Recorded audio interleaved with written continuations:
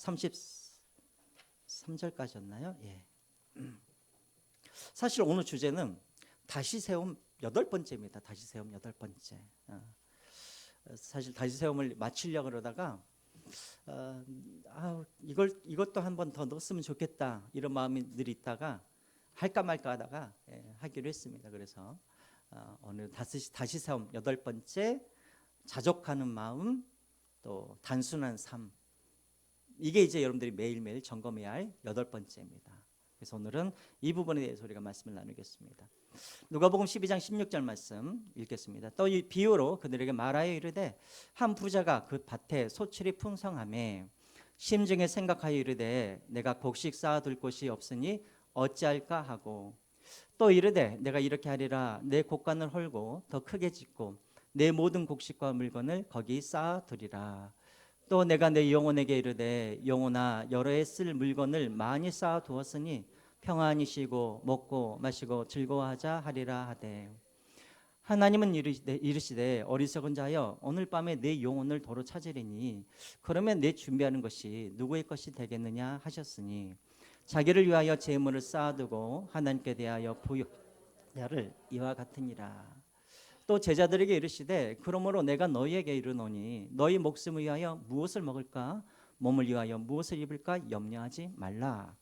목숨이 음식보다 중하고 몸이 의복보다 중하니라. 까마귀를 생각하라. 심지도 아니하고 거두지도 아니하며 골방도 없고 창고도 없으되 하나님이 기르시나니 너희는 새보다 얼마나 더 귀하냐. 또 너희 중에 누가 염려함으로 그 키를 한 자라도 더할 수 있느냐. 그런즉 가장 작은 일도 하지 못하면서 어찌 다른 일들을 염려하느냐. 백합화를 생각하여 보라. 실도 만들지 않고 짜지도 아니하느니라. 그러나 내가 너에게 말하노니 솔로몬의 모든 영광으로도 입은 것이 이 꽃 하나만큼 훌륭하지 못하였느니라. 오늘 있다가 내일 아궁이에 던져지는 들풀도 하나님이 이렇게 입히시거든 하물며 너희가 보냐 믿음이 작은 자들아.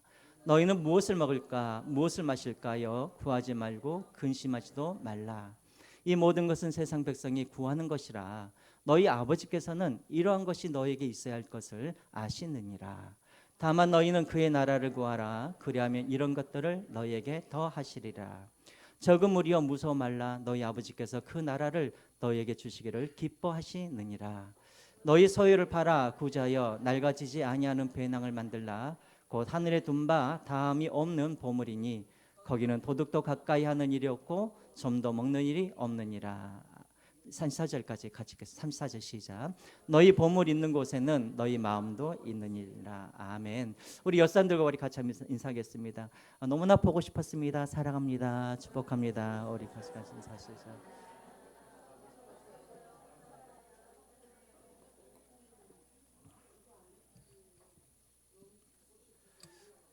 왜 싸우세요? 예배 시간에. 뒤를 안 쳐다봐요? 네.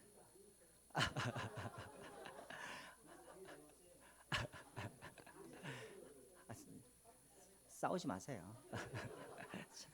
아유, 자, 여러분들 아침에 오늘 예배하러 이제 예배당에 오시기 전에 제일 고민되는 게 뭐예요? 아침에 오실 때, 여러분들 특별히 예배드리러 올 때 제일 고민되는 게 뭡니까? 뭘 입고 올까 고민 안 되세요? 저만 고민되나요? 뭘 입고 올까? 여러분들 옷장에 옷이 있어요, 없어요? 옷 많죠. 옷은 많은데 참 희한한 건 입을 옷이 없죠. 저도 그래요. 여러분들이 눈치를 채시는지 모르겠지만 저는 항상 한 벌이에요. 한 벌만 입고 다녀요. 그러면 목사님은 가난해가지고 옷도 없나 봐도 아니에요. 겨울 양복이 4벌이나 있어요. 그런데 딱 입을 옷은 요거 하나. 그럼 그게 안 좋은 건가? 아니에요. 다 좋은 것들이에요. 근데 내 마음에 드는 건 딱 요거 하나밖에 없어요. 그래서 아침마다 옷장 열면 옷이 얼마나 많은지. 근데 제 마음에서 항상 참 입을 옷이 없네. 늘 그렇게 나옵니다. 여러분 옷장에 옷이 많이 있죠. 근데 왜 많아요? 버리지를 못하니까 많아요. 살 빼면 입어야지 하면서 놔둔 옷들 있죠. 또 유행은 지났는데 버리자니 너무 비싸게 샀어. 그래서 또 못 버리는 것이 있고, 또 저것은 또 버리고 싶은데 우리 남편이 생일이라고 또 사줬으니 버리자니 또 우리 남편이 또 실망할 것 같고 그래서 또 놔두기도 하고, 또 버리려고 그러면 막상 버리려고 그러면 또 무슨 생각이 나요? 그래도 언젠가는 한번 입겠지. 잠옷이라도 언제 쓰겠지. 그래가지고 또 옥장에다가 막 처박아두는 그런 옷들이 참 많죠. 그러다 보니까는 진짜 나를 빛나게 하는 그런 옷들은 저기 구석탱이에 처박혀 있어가지고 진짜 그 옷은 찾지도 못하고 그렇게 있습니다. 그게 다 다들 우리의 모습이 아닌가 싶어요. 제가 설교를 준비하다가 인터넷에서 찾아봤어요. 인터넷에 이게 있더라고요. 아까워도 당장 버려야 할 것들 7가지. 한번 있습니까? 당장 버려야 할 7가지입니다. 첫 번째는 뭐냐면 유통기한 지난 것. 여러분들 냉장고를 한번 보세요. 막 2024년, 뭐 어떤 분은 2023년, 그렇죠? 언젠가는 한 번은 먹겠지 하고 놔뒀던 것들, 유통기한 지난 것들, 그것은 과감하게 다 버리세요. 두 번째로 공짜로 받는 상품, 특별히 샘플로 받은 거 있죠. 막 우리 애들도 막 책상에 막 여기에 샘플류들이 얼마나 많은지 몰라요. 근데 버리지도 않아요. 공짜로 받는 것들 다 버리시기 바랍니다. 세 번째는 빈통. 목사님, 빈통이 뭐예요? 요즘에 우리 애들이 이렇게 이제 시켜 먹잖아요. 배달 음식 시키면 그 통들이 한 번 쓰기로 너무나 아까운 그런 통들이 얼마나 많은지 몰라요. 가지고 그것을 또 언젠가 또 쓰겠지 하면서 하나하나 모은 것이 요만큼 막 되는 거 있죠. 옛날에 우리 교회에서도 김밥 아주 예쁜 걸로 싸주셨잖아요. 지금 제 책상에 그게 아직도 있어요. 언젠가는 쓰겠지 하면서 빈통들. 그러니까 집에 보면 빈통들이 얼마나 많은지 몰라요. 다 버리셔야. 고장난 물건들. 지금은 고장났지만 언젠가는 고쳐서 쓰겠지. 그 옷들이 아까도 말씀드렸던 것처럼 나 살 빠지면 입어야지. 절대 그런 일이 있을 수도 있어요. 그렇지만 버리시고. 책, 노트. 이건 뭐냐면은 저도 마찬가지지만 책 버리는 게 제일 아까워요. 근데 저도 이게 집이나 여기나 교회도 책이 한 300~400권이 있는데 1년에 그중에 탁 10권 정도 봐요. 항상 저는 보는 것만 봐요. 뭐 주석 이런 거 보죠. 그리고 이제 새로운 걸 사지 전에 있는 것을 안 사요. 전에 있는 것들을 안 보죠, 잘. 근데 못 버려요. 아마 여러분들도 그런 게 있을 거예요. 노트인데 오래된 노트예요. 근데 한 번도 안 썼어요. 그러니까 한 번도 안 쓴 거라 이게 버리기도 뭐하고, 그래서 그냥 놔둔 그런 노트들, 파일들 많이 있죠. 그 다음에 추억의 물건들. 우리 애들 어렸을 때 상장 탄 것, 뭐 여기까지는 좋아요. 근데 우리 애들이 어렸을 때 막 일기 쓴 것부터 해가지고 학교에서 작품들, 그걸 다 모아놓고 그렇게 해놓으면 점점 집이 어떻게 될까요? 창고가 되어지죠. 이런 것들. 이번 주 숙제입니다, 여러분들. 이번 주 숙제 실천사항. 여러분들 집에 있는 저 7가지 중에 한 가지라도 이번 주에 버리시기를 주님의 이름으로 부탁드립니다. 버리십시오. 자, 신약 용어 중에 이런 용어가 있습니다. 신약 용어 중에 한번 보여주실까요? 소유의 역설이라는 말이 있어요. 소유의 역설. 이게 무슨 말이냐면 우리가 버려버리면 우리가 생각했을 때는 그것이 손해인 것 같은데 오히려 버릴수록 그것이 우리에게 유익이 된단 말이에요. 이게 바로 이제 신약적인 용어로 이제 소유의 역설이라는 말이 있는데, 예를 들자면 이런 거죠. 집에 안 쓰는 물건들이 있어요. 근데 너무나 아까워가지고 안 버려요. 근데 막상 버려보면 내가 보기에는 그것을 버리면 아쉽고 손해볼 것 같지만 버리면 어떤 일이 벌어지는가? 첫 번째, 집이 넓어집니다. 두 번째, 집이 깨끗해집니다. 세 번째, 그러면 내 마음에 평안이 찾아옵니다. 그렇죠? 그러니까 버리면 우리는 저거 버리면 어떡할까 그러는데 버리면 우리에게 이득이 더 많다라는 거예요. 이게 바로 소유의 역설인 거예요. 우리 자녀들도 마찬가지예요. 우리 자녀들에 대한 우리 욕심들이 너무나 많잖아요. 우리 자녀들이 좀 이렇게 되었으면 좋겠다. 그래서 우리가 자녀들을 막 소유하려고 그러고 집착하려고 그러잖아요. 그러다 보니까는 내 자녀들이 내가 소유하려고 할수록 집착할수록 우리 자녀들이 더 잘 크는가? 아니에요. 소유하려고 할수록 집착하려고 할수록 기대가 많을수록 맨날 뭐만 일어나요? 싸움만 일어나요. 애들은 숨도 못 쉬어요. 어떻게 해야 될까요? 내가 낳아야 돼요. 내가 낳아버리면 우리 아이가 잘 클까? 걱정하지 마세요. 잘 커요. 그래서 여러분 낳아주면 아이들도 자유롭게 되어지고 그때부터 관계도 좋아지고 그리고 가정의 평화가 오게 되는 거예요. 이게 바로 소유의 역설이라는 거예요. 그래서 여러분 오늘 우리 사회를 한번 보면 우리 사회도 문제가 왜 일어나느냐? 없어서 문제가 일어나는 게 아니에요. 오늘 우리 사회도 보면은 없어서가 아니라 뭐해서 많아서 문제가 많이 생기는 것이죠. 특별히 여러분 우리 몸도 한번 보십시오. 건강도. 요즘 우리 현대인들이 앓고 있는 모든 병들은 다 없어서 못 먹어서 걸리는 병들이 아니라 다 무슨 병들이에요? 많이 먹어서 병든 거예요. 많이 먹어서. 특별히 당뇨 같은 거. 그렇죠? 많이 먹으니까 당뇨 같은 거 생기죠. 또 심혈관 질환 같은 것도 마찬가지죠. 많이 먹으니까 막 콜레스테롤 올라가 가지고 막 혈관들이 여기도 막히고 저기도 막히고 막 그러는 거예요. 없어서가 아니라 많아서 그러는 거예요. 그럼 어떻게 하겠습니까? 빼야죠. 그래서 우리도 건강하기 위해서 우리가 빼듯이 우리의 영혼도 마찬가지예요. 우리의 신앙도 마찬가지예요. 많이 우리가 얻으면 많이 소유하면 내가 좋을 것 같은데 아니에요. 그럴수록 우리의 신앙은 반대예요. 반비례되는 거예요. 그래서 우리가 어떻게 해야 될까요? 비우는 것을 해야 돼요. 비우는 것. 계속해서. 그리고 이제 마땅히 채워야 할 것들로 채워가야 하는 것이죠. 우리가 예수님을 못 따라가는 이유가 있죠. 왜 우리가 예수님을 못 따라가는가? 없어서 예수님을 못 따라가는 거 아니에요. 내가 건강이 없어서, 내가 재산이 없어서 예수님을 못 따라가는 것이 아니에요. 오히려 반대죠. 내가 건강하니까, 오히려 내가 돈이 많으니까 그래서 우리가 예수님을 못 따라가는 거예요. 없어서 예수님을 못 따라가는 것이 아니라 많아서 예수님을 못 따라가는 거예요. 그래서 제가 8번째 우리가 매일매일 점검해야 될 것 이거예요. 바로 단순한 삶을 살자. 그 자족하는 그런 삶을 살자. 그래야 우리가 사는 거예요. 사는 거예요. 어디에 그 말씀이 나와 있는가? 디모데전서 6장 6절을 한번 보시기 바랍니다. 디모데전서 6장 6절 말씀. 그러나 자족하는 마음이 있으면 경건은 큰 무엇이 된다고요? 이익이 되느니라. 여기서 말하는 경건하면 여러분들이 막 어렵게 생각하는데 경건 그냥 이렇게 생각하면 돼요. 하나님을 닮아가는 삶이 경건합니다. 하나님을 닮아가는 삶. 그럼 하나님을 닮아가기 위해서 우리에게 정말 필요한 것이 있는데 사도 바울은 그것이 무엇이라고 말하냐면 자족하는 마음이 있어야 된다는 거예요. 자족하는 마음이 있어야 단순하게 우리가 살아가야 그래야 우리가 매일매일 하나님을 닮아가는 그런 삶을 살아갈 수가 있다. 근데 사도 바울은 여기서 끝나는 게 아니에요. 왜 우리가 자족하는 마음이 있어야 되는가? 그 다음 구절을 보면은 우리가 살기 위하여서 그렇게 하라는 거예요. 살기 위하여서. 어디에 나와 있냐면 그 다음 구절인 9절과 10절입니다. 디모데전서 6장 9절과 10절 제가 읽겠습니다. 부하려 하는 자들은 시험과 올무와 여러 가지 어리석고 해로운 욕심에 떨어지나니 곧 사람으로 파멸과 멸망에 빠지게 하는 것이라. 10절입니다. 돈을 사랑함이 일만하게 뿌리가 되나니 이것을 탐내는 자들은 미혹을 받아 믿음에서 떠나 많은 근심으로써 자기를 찔렀도다라고 되어 있는 거예요.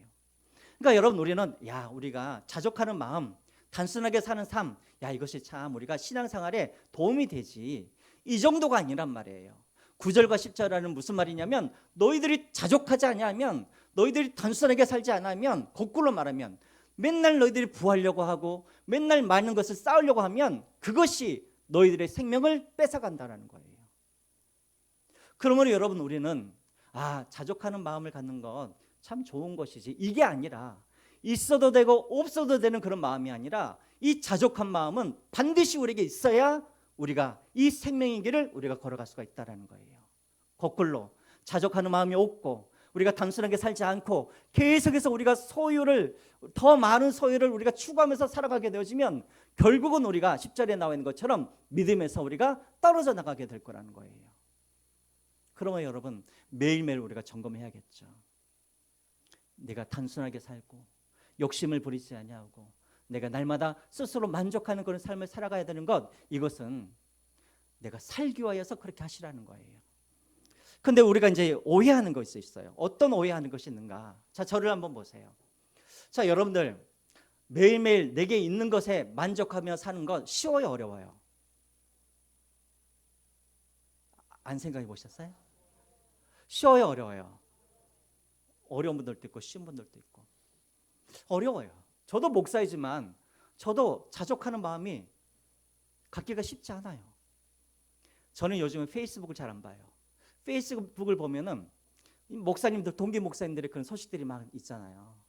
보면은 막 교회가 막 어떻게 되었느니 막 그런 것들을 맨날 보면 왜 저 사람들만 하나님께서 막 그렇게 막 그런 마음이 들어요.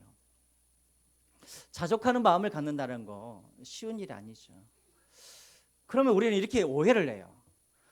왜 내가 자족하는 마음이 없는가? 사람들은 오해해요. 예수를 믿고 우리가 그리스도 안에서 우리가 새로운 피조물이 되어지면 우리는 당연히 자족하는 마음이 있을 것이다. 아닙니다. 자족하는 마음은 저절로 갖게 되는 것이 아니에요. 또 어떤 분들이 있어요. 목사님이 설교로 은혜만 주시면 우리가 자족하는 마음을 갖죠. 은혜가 안 되니까 자족하는 마음이 안 생기는 거예요. 여러분, 은혜가 받으면 자족하는 마음이 생깁니까? 물론 그럴 수도 있지만 그건 순간이란 말이에요.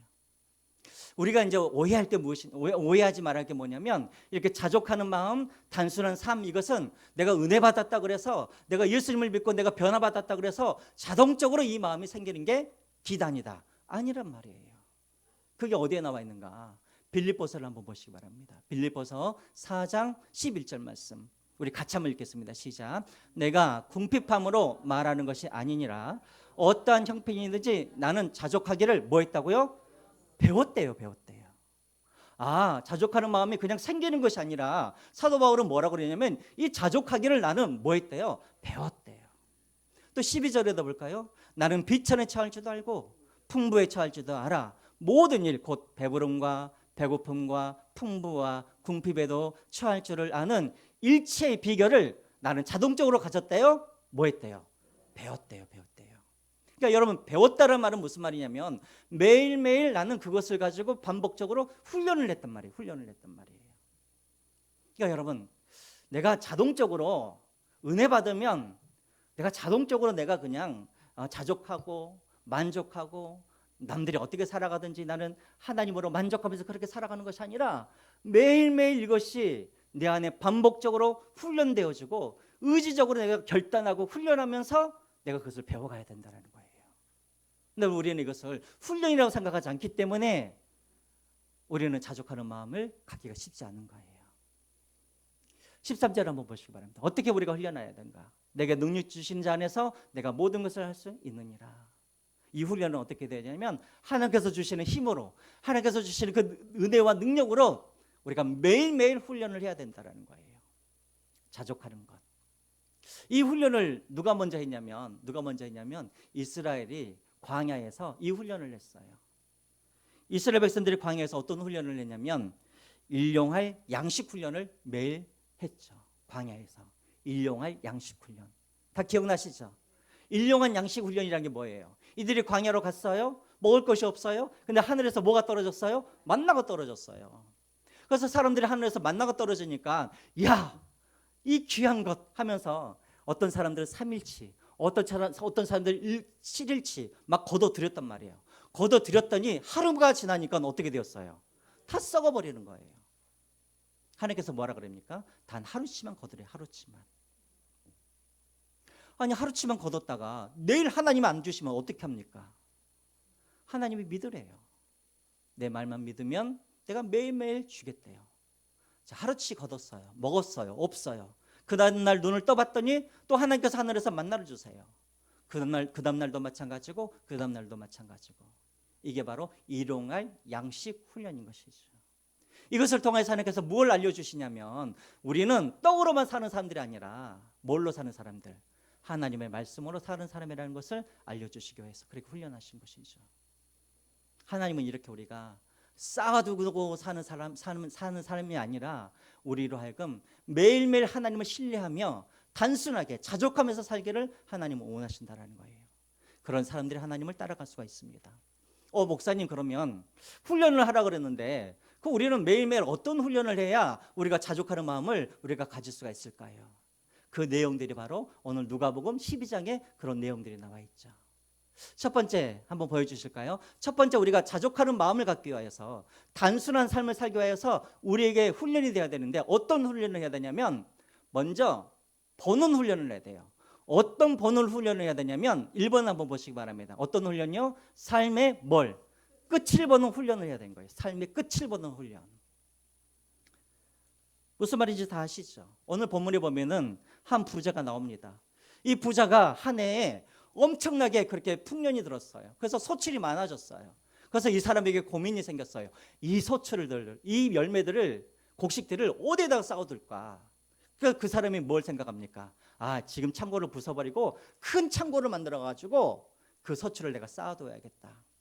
그래서 그 사람이 그것을 다 쌓아두고, 그래서 이제 여러 해 동안 먹을 것을 다 쌓아둔 다음에 그 사람이 뭐라고 생각합니까? 부자가 이제 내가 여러 해 동안 먹을 것을 다 쌓아뒀으니 이제는 뭐 하자? 이제는 먹고 마시면서 즐기자. 그렇게 생각하는 거예요. 자, 그랬더니 하나님이 그 부자에게 뭐라 그러냐면 이 어리석은 자야 라고 말씀하시죠.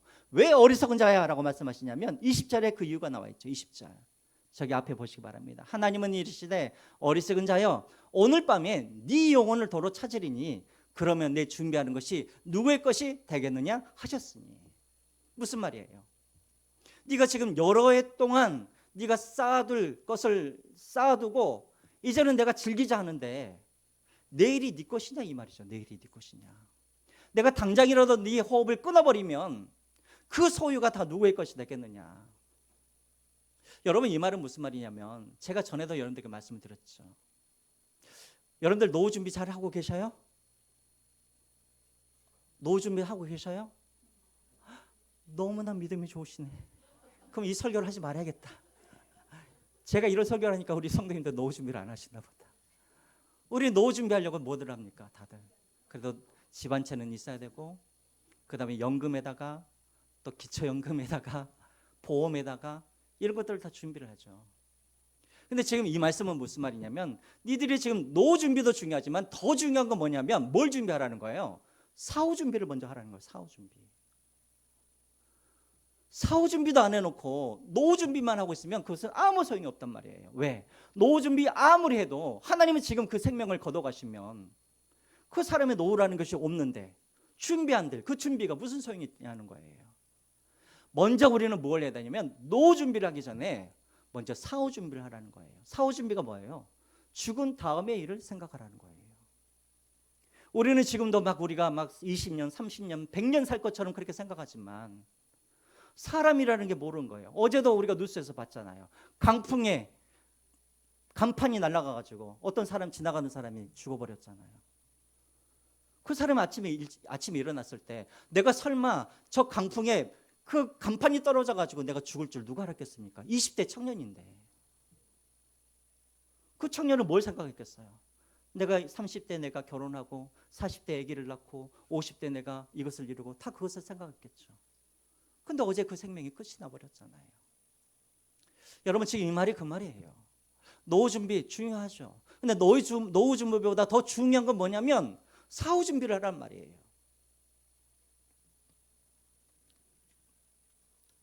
시편 90편 12절 말씀에 하나님께서 이렇게 말씀하시죠. 우리 같이 한번 읽겠습니다. 시작.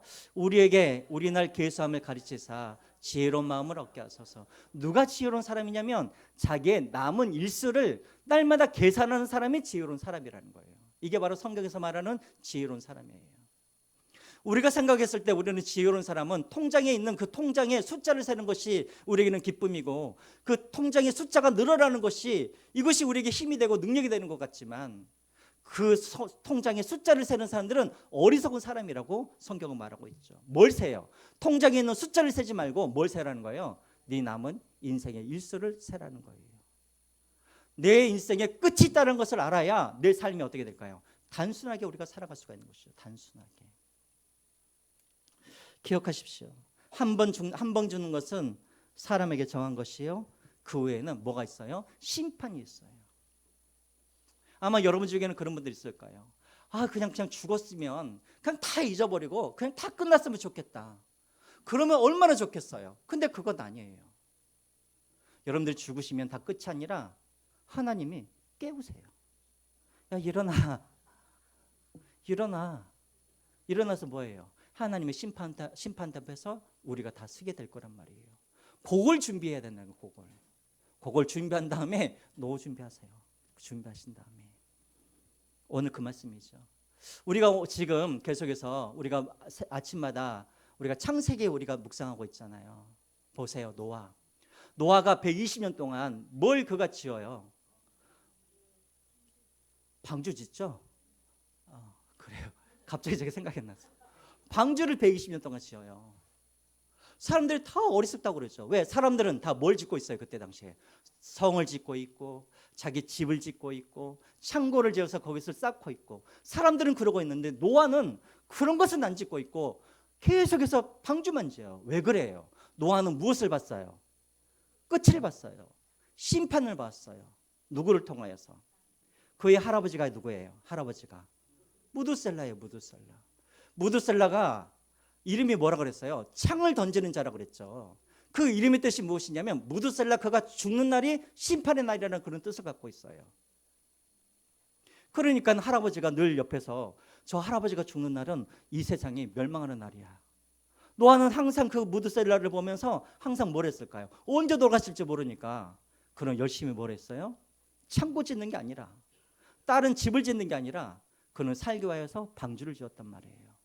그리고 무드셀라가 죽는 그 해에 심판이 임하고, 그리고 노아가 방주 안에 들어가가지고 구원을 얻게 되어지죠.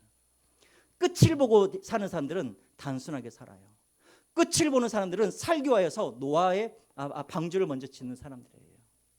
사랑하는 성도 여러분, 끝을 보며 사시길 바랍니다. 아멘. 네, 그러세요. 자, 두 번째, 우리가 단순하게 우리가 살려고 그러면 어떤 일을 해야 되는가? 2번 보실까 합니다. 우리 같이 한번 읽을까요? 우리가 해야 될 훈련, 시작. 하나님의 주권을 인정하는 훈련을 해야 된단 말이에요. 이것은 제가 다시 세움이라는 이 시리즈 설교를 할 때 제일 먼저 우리가 생각한 거죠. 말씀드렸던 거죠. 우리 신앙의 시작은 뭘로부터 시작되었냐면 하나님의 주권을 인정하는 것부터 시작해야 되는 거예요. 하나님의 주권을 인정하는 게 무슨 말인가? 이거예요. 하나님은 우리의 왕이 되어주셔서 내가 먹는 것, 마시는 것, 이 모든 것들을 다 누가 책임져 주신다? 하나님이 책임져 주신다. 이것을 믿는 것이 바로 하나님의 주권을 우리가 인정하는 거예요. 오늘 본문 한번 보세요. 본문에 예수님께서 내일 일을 걱정하는 사람들에게 염려하지 말라고 말을 하죠. 들에 있는 백합화를 봐라. 저 하늘을 날고 있는 저 새들을 한번 봐라. 그리고 오늘 아궁이 뿔에 들어갈 그 들풀을 봐라. 그 모든 것들을 다 누가 먹이시느냐? 하나님이 그것을 먹이지 않느냐? 근데 너희들은 그 백합화보다 그 새보다도 더 귀한데 너희 하나님 아버지께서 너희들을 먹이지 아니하시겠느냐? 기르지 아니하시겠느냐? 우리 예수님께서 지금 그 말을 하고 계시는 거예요. 왜 사람들이 자꾸만 많이 쌓아두려고 그래요? 내일이라는 이 시간을 누가 책임지려고? 자기가 책임지려고 그러니까. 하나님을 믿지 않으니까, 그러니까 자꾸만 내가 많이 쌓아두려고 하는 것이죠. 제가 가까이에 살고 가까우신 분 중에 한 분이 그런 분이 계세요. 권사님이신데 이분은 시집을 왔는데 정말 가난한 집에 시집을 갔어요. 남편이 일을 안 해요. 그러니까 누가 그 집안을 책임졌을까요? 이 권사님이 그 집안을 다 책임지시는 거예요. 내일 끼니 걱정을 해야 되는데 남편은 끼니 걱정을 안 해요. 그러니까 누가 해야 되는 거예요? 이 부인이 끼니 걱정을 다 해야 되는 거예요. 그래서 저녁만 되면은 이 두 아이가 있는데 이 아이들을 먹이기 위해서 그 전날에 하여튼 뭐든지 해야만 했었어요. 남편은 맨날 놀러 다니고 일도 안 하고. 근데 그렇게 해가지고 이제 남편하고는 결국은 이혼을 하시고, 그렇게 고생해가지고 애들을 다 이렇게 훌륭하게 그렇게 길렀어요. 어느 날 그 집을 갔더니 막 집에 막 쌓여 있어요. 라면도 박스로, 혼자 살고 계시는데 과일도 박스로, 냉장고를 보니까 냉장고도 꽉 차 있어요. 그래서 아니 권사님 혼자 사시는데 뭘 이렇게 많이 사시냐고. 근데 그분이 뭐라 그러시냐면 비어 있으면 불안하대요. 평생을 그렇게 살아가지고 냉장고가 비어 있으면은 심리적으로 막 불안감이 온다는 거예요. 잠을 못 잔다는 거예요. 그게 뭐예요? 병인 거예요. 그게 병이죠. 그래서 마트에 가면은 혼자 사시는데 그냥 애들이 뭐 예를 들어서 뭐 손자들이 왔을 때 기저귀가 필요하다. 그럼 기저귀를 그냥 뭐 몇 개만 사면 되잖아요. 2박스씩 사가지고 오시는 거예요. 많아야 안정이 된대요. 왜 그랬을까요? 평생 누가 책임져야 되니까, 내가 책임져야 되니까 없으면 불안한 거예요. 그러니까 그 집에 가면은 집도 넓은데 혼자 사는데 좁아요. 꽉꽉 차 있어요. 얼마나 불쌍해요. 근데 여러분 그 모습이 그분만의 모습이 아니라 우리도 그렇게 살아간단 말이에요. 오늘 30절 한번 다시 보시고 30절에 내일의 일을 누가 걱정해야 되냐면 그것은 세상 백성들이 걱정해야 되는 거예요. 저 30절을 보십시오. 이 모든 것은 세상 백성들이 구하는 것이라. 이 말이 무슨 말이냐면 내가 무엇을 먹을까? 내가 무엇을 마실까? 이것들은 누가 구하는 것이냐면 세상 사람들이 구하는 거래요. 왜? 세상 사람들은 아버지가 있어요, 없어요? 없으니까. 그러니까 그들은 자신들이 책임져야 되니까 무엇을 먹을까? 무엇을 마실까? 이것들은 그 사람들은 당연히 고민하고 그것을 책임지고 그 일을 해야 되는 거예요. 그러나 우리들은 너희 아버지께서는 하늘에 계신 너희 아버지께서는 이 모든 것이 너희에게 있어야 할 줄을 어떻게 하신다고요? 아신대요. 여러분들의 자녀들이 제 딸이 만약에 오늘 저녁에 아버지 내일 우리 집 쌀이 떨어져 있으면 어떡할까요? 아버지 내일 아침에 우리 집에 먹을 김치가 없으면 어떻게 할까요? 맨날 이런 고민으로 맨날 걱정하면서 살고 있다고 한다면 그건 자녀가 아니죠. 그렇죠? 그런 것은 아버지가 다 책임지는 것이죠. 자녀는 우리 애들이 그렇게 살아요. 생각 없이 살아요. 그냥 아침 되면 따뜻한 밥 차려져 있고 국 나오고 막 이 고기도 나오고 그런 줄 알고 살아요. 그게 자녀인 거예요. 그게 하나님 우리에게 그렇게 하시길 원한단 말이에요. 나한테 맡기란 거야. 나한테 맡기란 말이에요. 내가 아버지고 내가 목자다. 이 주권을 양도하는 것이 하나님의 주권을 인정하는 삶이라는 거예요. 그래서 31절에 이렇게 말하고 있죠. 하나님께서 31절 같이 한번 읽겠습니다. 시작. 다만 너희는 그의 나라를 구하라. 그리하면 이러한 것들을 너희에게 뭐 하시리라? 더하시리라. 그의 나라를 구하래요. 그의 나라를. 그러니까 여러분들이 구할 것은 내가 무엇을 먹을까 무엇을 마실까가 아니라 그의 나라가 내 마음 가운데 임하기를 구하라는 거예요. 여기서 말하는 나라라는 건 뭐예요? 하나님의 나라죠. 하나님의 나라. 여러분 하나님의 나라를 구한다는 말은 무슨 말이냐면 하나님이 내 마음에 뭐가 되어주시란 말이에요? 왕이 되신 말이에요. 왕이 되어주시란 말이에요. 여러분 근데 그래서 예수님께서 우리에게 주기도문 가르쳐 주시잖아요. 너희들은 매일매일 이렇게 기도하라 하면서 예수님께서 뭐라고 기도하라고 그래요? 하늘에 계신 우리 아버지요. 아버지라고 기도하죠. 그 다음에 아버지의 이름이 거룩하게 하시며 그 다음 기도가 뭐예요? 아버지의 나라가 오게 하시며. 어디로 오게? 내 마음 가운데, 내 자녀들의 마음 가운데, 우리 가정 가운데 하나님의 나라가 오게 하심이라는 말은 무슨 말이냐면 주님이 내 마음의 왕이 되어 주십시오. 주님이 우리 가정의 왕이 되어 주십시오. 이 말인 거예요. 그래서 여러분 이 기도가 얼마나 위험한 기도냐면 주님의 나라가 내게 임하여 주십시오라는 이 말은 무슨 말이냐면 그러면 내 나라는 어떻게 되게 해달란 말이에요. 주님의 나라가 내 마음 가운데 임하게 해달라고 한다고 기도는 내 마음은 어떻게 해달라는 말이에요? 망하게 해달라는 말이에요. 망하게. 모르셨어요? 주님의 나라가 내게 임하려고 그러면 내 나라는 어떻게 돼야 돼요? 망해버려야 돼요. 망해버려야 돼요. 그래야 주님의 나라가 임하죠. 한마디로 주님의 나라가 내게 임하여 주십시오라는 말은 무슨 말이냐면 좀 심한 말로는 주님 내 마음이 하나님 나라의 식민지가 되게 하여 주십시오. 이 말과 똑같은 거예요. 내 마음에 두 나라는 설 수가 없어요. 주님의 나라가 임하려고 그러면 내 나라는 무너져야 돼요. 나의 계획, 나의 생각, 나의 의견, 나의 삶의 방향이 아니라 하나님의 나의 왕이 되어 주셔서 완전히 나를 통치해 주셔서 주님께서 원하시는 삶의 방향으로 주님께서 나를 먹이시고 입히시고 그렇게 해달라는 거예요. 그러면 하나님께서 내 왕이 되어주시면 하나님의 나를 책임져 주시죠. 여러분 지금 우리나라 여러분들이 고민하고 여러분들이 막 우리나라 막 환율 우리가 해결할 수 있습니까? 우리나라 경제 문제, 외교 문제 우리가 해결할 수 있어요? 누가 그걸 해결해야 돼요?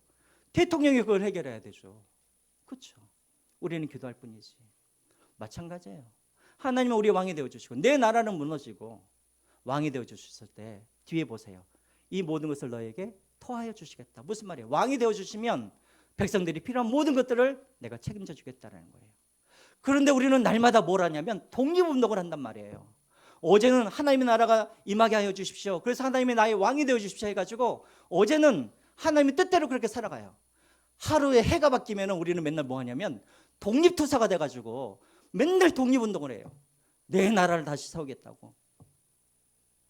그렇죠. 하나님 나라를 쫓아내고 내가 주인 되고 싶고 내가 왕이 되고 싶고 맨날 독립운동을 해요. 그러니까 맨날 내 삶 속에서 문제가 생긴단 말이에요. 여러분, 우리가 무슨 전능하신 우리가 하나님입니까? 그렇지도 못하면서 내가 내 가정을 내가 하나님이 되려고 그러고 내가 내 자녀들의 왕이 되려고, 그러니까 가정에 문제가 생기고 내 자녀들이 문제가 생기는 것이죠. 누구에게 맡겨야 돼요? 하나님께 맡겨야 됩니다. 그래야지 내가 단순한 삶을 살고 내가 자족한 삶을 살아갈 수가 있는 거예요. 두 번째, 우리가 매일매일 무슨 훈련을 해야 되는가? 하나님의 나라가 내게 임하여 주셔서 내 나라는 무너지게 하시고 주님이 나의 왕이 되어 주셔서 나를 다스려 주십시오. 이 훈련을 매일매일 해야 된다는 거예요. 세 번째, 마지막으로 무슨 훈련을 해야 되는가? 흘려보내는 훈련을 해야 되는가? 흘려보내는 훈련. 그 다음에 나와 있죠. 우리 한번 33절 한번 보겠습니다. 33절. 너희 소유를 팔아 구제하여 낡아지지 아니하는 배낭을 만들라. 곧 하늘에 둔 바 다함이 없는 보물이니 거기는 도둑도 가까이 하는 일이 없고 좀 도둑 먹는 일도 없는 이라라고 되어 있습니다. 자, 여러분 33절 다시 한번 보세요. 너희 소유를 팔아 구제하래요. 다시 한번 너희 소유가 흘러가도록 하라는 거예요. 왜? 그러면은 그것이 뭘 만드는 거냐면, 뭘 만드는 거래요? 낡아지지 아니하는 뭘 만드는 거래요? 배낭을 만드는 거예요. 여러분, 낡아지지 않는 배낭이 무슨 말이에요? 낡아지지 않는 배낭. 그럼 거꾸로 말하면 낡아지는 배낭도 있어요? 그럼 낡아지는 배낭은 무엇이에요? 뒤에 나와 있죠. 도둑이 훔쳐가고 젖먹고 썩어져 버리는, 이게 바로 낡아지는 배낭이죠. 낡아지는 배낭이 뭐냐면 바로 여러분들이 가지고 있는 통장이 낡아져 있는 배낭이에요. 여러분들 집에 있는 금고가 낡아지는 배낭이에요. 다 집집마다 금고 하나씩은 있으시죠? 아, 없으세요? 아, 나 있는 줄 알았네. 이게 낡아지는 배낭이에요. 낡아지는 배낭이 무엇이냐면 하나님 앞에 갈 때 내가 들고 갈 수 없는 그 배낭이 낡아지는 배낭이에요. 그러면 내가 날마다 하나님 앞에 내가 흘러보내고 구제하면은 그것이 바로 낡아지지 아니하는 배낭을 만드는 거래요. 이 낡아지지 아니하는 이 배낭은 어떤 배낭이냐면 내가 죽어서도 내가 하나님 앞에 가져갈 수 있는 그 배낭을 말하는 거예요. 그 배낭 안에는 뭐가 있을까요? 하늘 보화가 쌓여져 있겠죠. 그렇죠? 여러분, 지금 이 말은 무슨 말이냐면 땅에 있는 창고 거기다가 소유를 쌓아뒀는데 그렇게 하지 말래요. 땅에다가 소유를 쌓아놓는 것은 낡아지는 배낭이래요. 그럼 우리는 어디에다가 우리 소유를 쌓아둬야 되는가? 하늘 창고에다가 쌓아두래요. 그것이 바로 낡아지지 않는 배낭이래요. 그럼 어떻게 하면 낡아지지 않는 배낭을 만드는가? 흘려보내래요. 흘려보내래요. 구제하고 나누고. 이게 바로 낡아지지 아니하는 배낭을 만드는 방법이래요. 여러분, 이스라엘에 가면은 두 가지의 호수가 있죠. 위에는 갈릴리 호수가 있고 밑에는 무슨 호수가 있어요? 사해바다가 있죠. 갈릴리 호수에는 고기가 살아요, 안 살아요? 살아요. 왜? 갈릴리 호수는 받으면 또 어떻게 해요? 흘러보내니까. 갈릴리 호수는 거기는 생명력이 있죠. 고기가 살아요. 근데 그 갈릴리 호수를 받고 있는 밑에 있는 사해바다는 살아요, 안 살아요? 고기가 죽었죠. 왜요? 받긴 하는데 뭘 못해요? 흘려보내질 않으니까 썩어버리고 죽어버리잖아요. 이게 원리라는 거예요. 내가 가지고 있으면 자꾸만 내 창고에 그것이 쌓아지는 것 같지만 그 쌓아지는 것은 쌓아지는 것이 아니라 계속해서 썩고 있는 거예요. 죽어가는 거예요. 어떻게 해야 될까요? 흘려보내야 되는 거예요. 아유, 목사님이 저 소리 하는 거 보니까 이제 헌금 이야기가 그 다음에 나오겠네 하시겠지만 헌금 많이 내라는 이야기가 아니에요. 여러분, 여러분들이 가지고 있는 소유를 어떻게 해야 되는가? 하나님을 위해서 쓰세요. 하나님을 위하여서. 이 말은 헌금을 내라는 말이 아니라 하나님을 위해서 쓴다는 말이 무슨 말이냐면 마태복음 25장 40절에 나와 있죠. 마태복음 25장 40절 말씀 볼까요? 임금이 대답하여 이르시되 내가 진실로 너희에게 이르노니 너희가 여기 형제 중에 지극히 작은 자 하나에게 한 것이 곧 누구에게 한 거라고요? 내게 하는 거라고요. 여러분들이 정말 하나님을 사랑하시죠? 하나님을 위해서 무엇인가를 하고 싶죠? 그럼 어떻게 해야 되는가?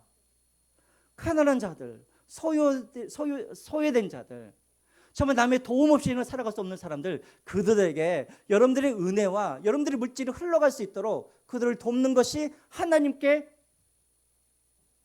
드리는 거라는 거예요.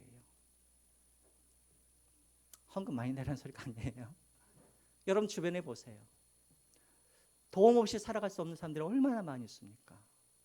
그러면 여러분들이 꼭 지고 계지 마시고 흘려보내시기 바랍니다. 흘려보내시기 바랍니다. 그래야 그 사람도 살고 누구도 살아요. 나도 사는 거예요. 내가 살기 위하여서 흘려보내라는 거예요. 아까도 말씀드렸던 것처럼 자족하는 마음, 단순한 삶은 그냥 해도 되고 안 해도 되고 있어도 되고 없어도 되는 마음이 아니라 반드시 있어야, 그래야 우리가 사는 거예요. 그러면 여러분 매일매일 점검하시기 바랍니다. 뭘 점검해요? 내가 매일매일 하나님의 나라가 내 안에 임하고, 그리고 내가 왕이 아니라 주님이 나의 왕이심을 믿고 걱정하지 말고 하나님 앞에 다 맡기고 그렇게 자족하고 단순한 삶을 살기를 그렇게 매일매일 점검하시기 바랍니다. 그래서 다윗이 고백했던 것처럼 여호와는 나의 목자시니 내게 부족함이 없으리로다. 이 고백으로 마지막까지 그렇게 주님이 오시는 그날까지, 주님이 안 오시면 내가 가야죠. 그날까지 이 고백으로 그렇게 살아가시기를 주님의 이름으로 축원드립니다. 우리 찬양하시면서